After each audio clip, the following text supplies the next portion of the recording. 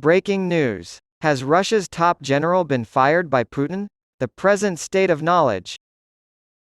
In the midst of speculation that Valery Gerasimov, the chief of the General Staff, had been fired by Russian President Vladimir Putin, Moscow released a video on Sunday purporting to show Gerasimov giving a briefing on the conflict in Ukraine.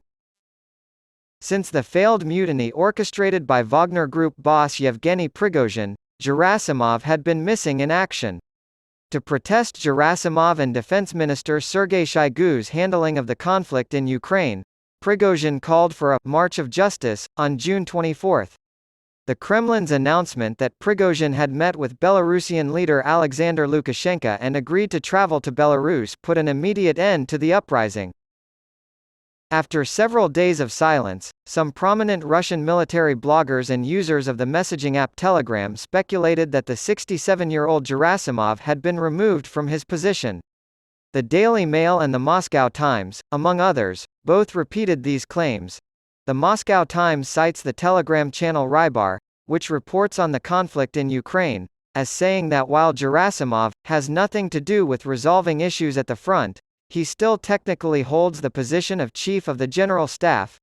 Colonel General Mikhail Teplinsky, 54, was appointed commander of the airborne forces in June 2022 and deputy commander of a grouping in Ukraine in April, according to Russian military bloggers and Rybar. The date of Rybar's post, June 28, came just 4 days after Prigozhin's aborted mutiny. While Gerasimov is technically in charge of the war, Teplinsky is the one running operations on the Russian side, according to pro-Kremlin Russian military blogger Vladimir Romanov.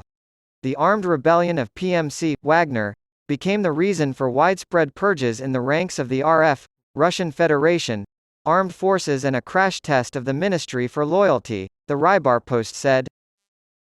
On Monday, however, a video purportedly showing Gerasimov in command was released by the Russian Ministry of Defense.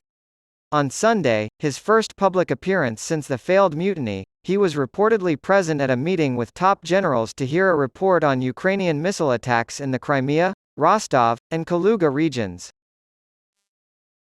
The video shows Defense Minister General Viktor Avzalov briefing his superior, General Valery Gerasimov, on the destruction of 4 Ukrainian ballistic targets, as stated in a ministry statement.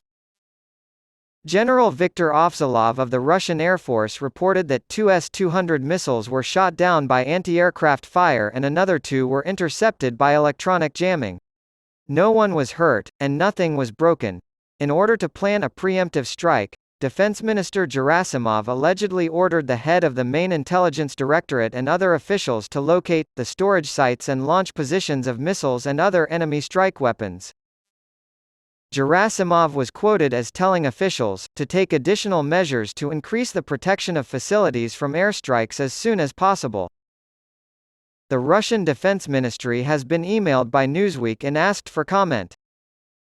Retired Australian Army Major General Mick Ryan has advised Putin against continuing to employ Gerasimov as Chief of the General Staff.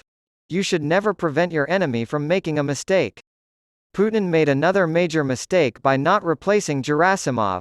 Despite his loyalty, Gerasimov has been a disaster for the Russian military, as Ryan pointed out in a tweet.